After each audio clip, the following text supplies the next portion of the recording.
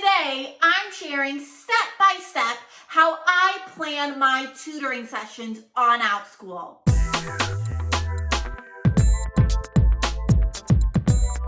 Hello everyone, my name is Alejandra Landano and welcome back to my YouTube channel. On this channel, you find tons of videos specifically about teaching and working online from home. Lately, I've been getting lots of questions as to how do I begin tutoring on Outschool? What do I tutor on Outschool? How do I plan my tutoring sessions? So today, I'm going to share with you how I personally plan my Outschool tutoring sessions. I have 5 simple steps that I'm going to share with you today, and throughout the video, I will share many examples.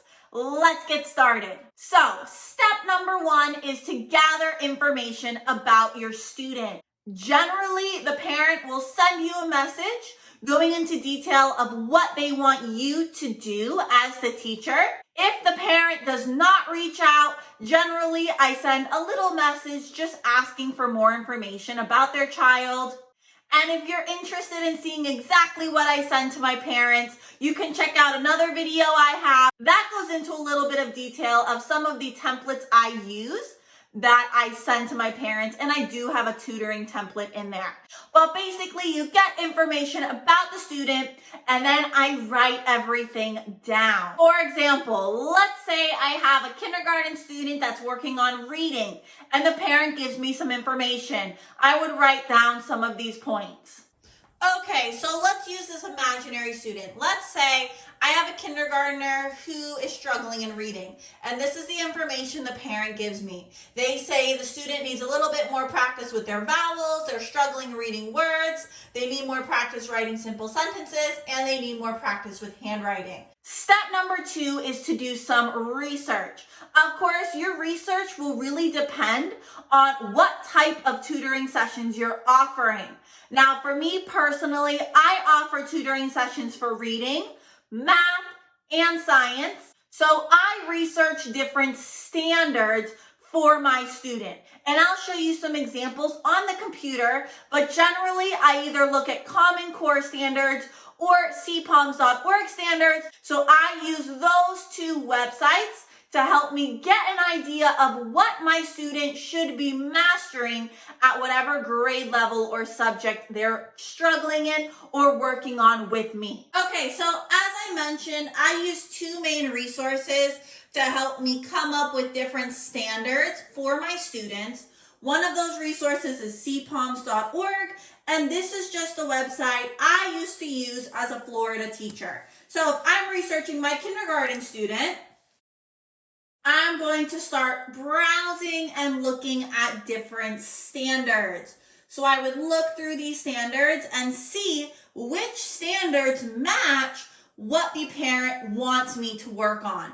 And then I would do the same thing using the Common Core website.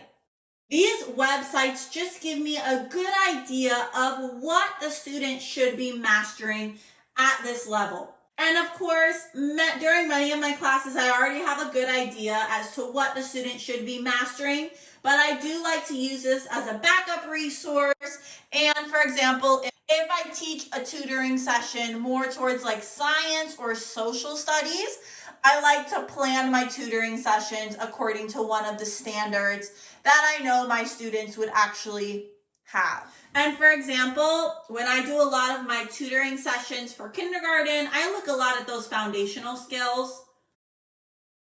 And you can see some great ideas here. Recognize and produce rhyming words. Count, pronounce, blend, and segment syllables. Onset and rhyme. CVC words. So I could actually copy and paste these into my document so I have an idea of what I want to do with my student. Now, after I research the standards I want to focus on, I then research some activities I could possibly do with this student. And I do this through Teachers Pay Teachers and Pinterest. Remember, if you decide to purchase a resource from Teachers Pay Teachers, always reach out to the creator before using it on Outschool. Now, I have reached out to many different creators. Some creators don't mind if you use their resources on Outschool. Some creators don't like you to use any of their resources on Outschool. And then some creators, it depends on what you're using it for. So be very specific when you send them a question, and then the creator will let you know if you're able to use it or not. But always make sure you ask the creator before you purchase an item and then use it on Outschool. But I like to use Teachers Pay Teachers to also get ideas of different activities I might do. And then I also look at Pinterest, again, to just get different ideas of what I could do with my student. And then again, I will start writing this information down. Okay, so after I've done my research, as I mentioned, I'm going to go to Teachers Pay Teachers and Pinterest.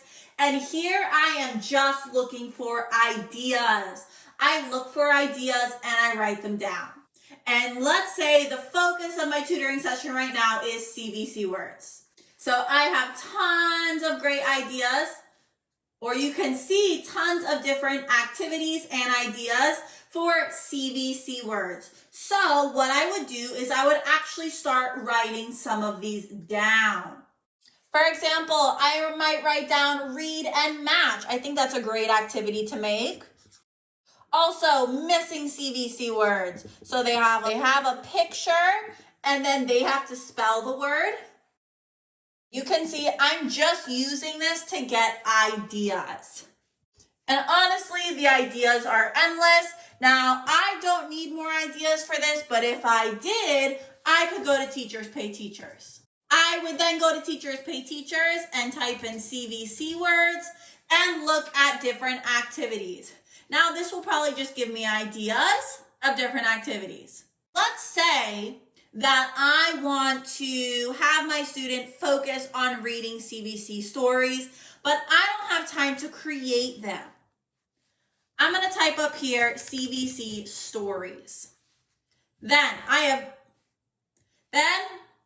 would look through and see, which of these do I kind of like?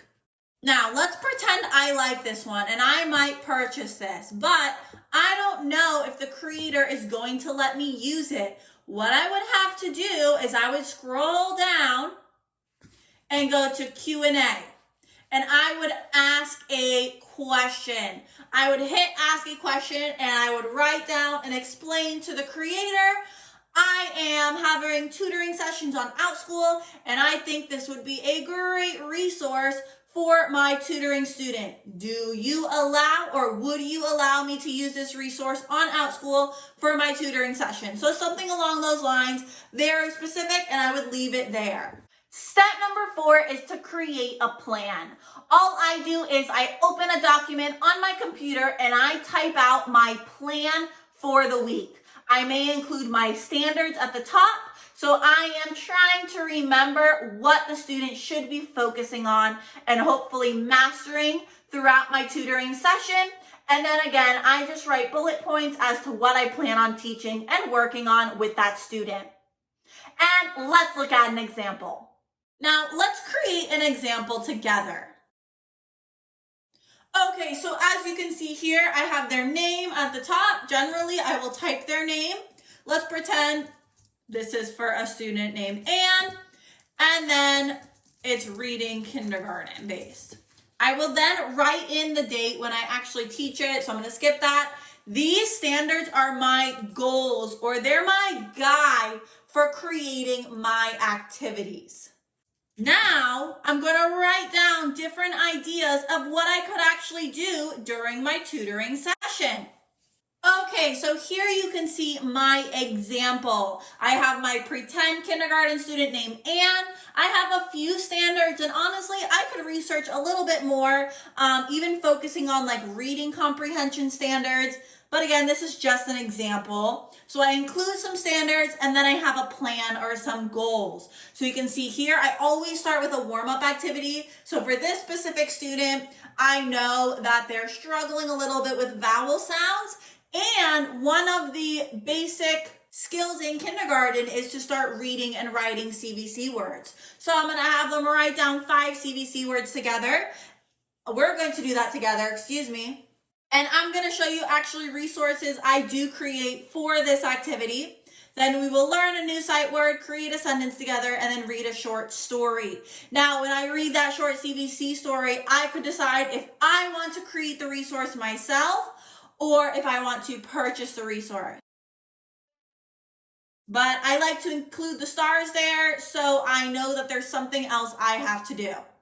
But that is basically it. After this, I will then print this document. Step number 4 is to actually create or purchase my resources.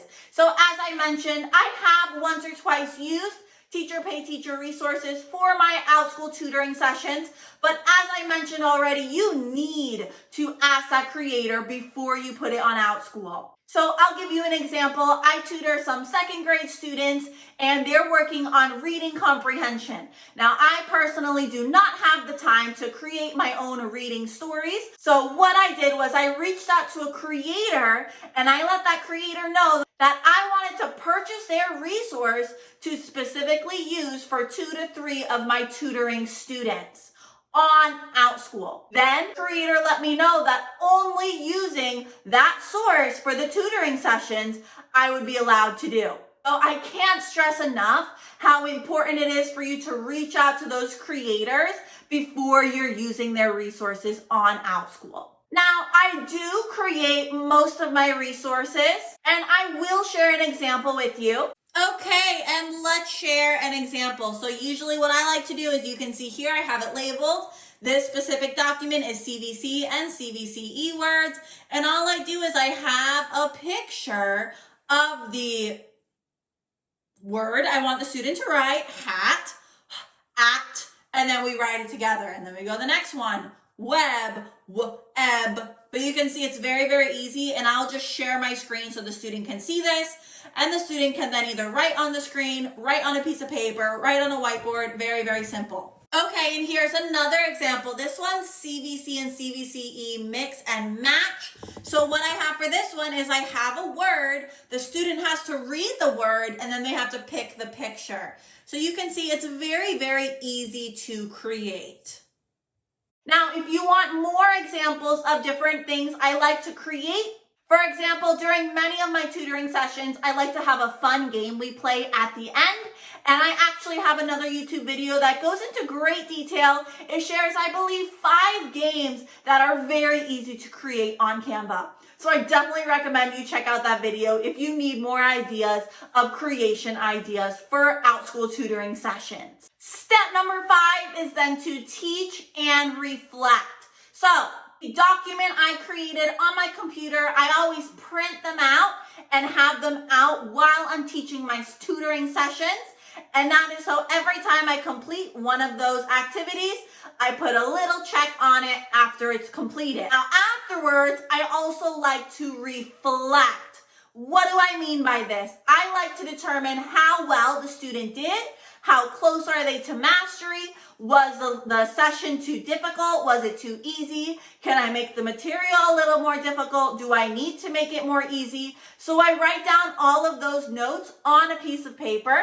And this helps me when I'm planning my next session so I know exactly what they need more work on, what I need to improve, etc. And I'll share an example of how I actually like to reflect as a teacher. Okay, and the last thing, as I mentioned, I like to do is to check off what I've done with the student and then sit and reflect. So let's say I worked with Anne today. I would write the date. And then I would check off everything we completed. So we were able to write down the 5 CVC words. We learned our new word. We did this, and we didn't have time to do that. And excuse my handwriting. Clearly, I don't know how to write at an angle. I didn't know how to record this better, so you get what you get. Now, I would quickly reflect on how Anne did on all of the things I checked. So let's say for my 5 CVC words, this was way too easy for her. So I might write something down saying that it was really easy and I would actually like to start doing CVCE words, which would be the next step up. Let's also say, right, have, she mastered it. So I might just put a little check and then next time I would pick a new word. And then let's say for her sentence creation, She did a great job, writing the sentence, good handwriting, but she's really forgetting those capitals and periods. So I might write that down.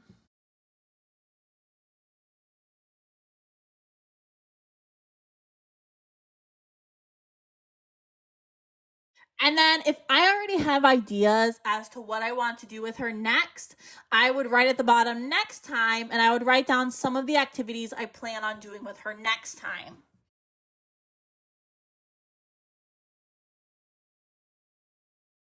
That actually, though, wraps up today's video. I hope those 5 tips help you a little bit when planning your Outschool tutoring sessions. If you have any questions at all, please do not hesitate to leave a comment down below or send me an email. Remember, I am a resource here to help you. If you found this video helpful, please give it a thumbs up and subscribe to my channel. Your support means more than you think. Thank you so much for watching today. I'll see you next time. Bye!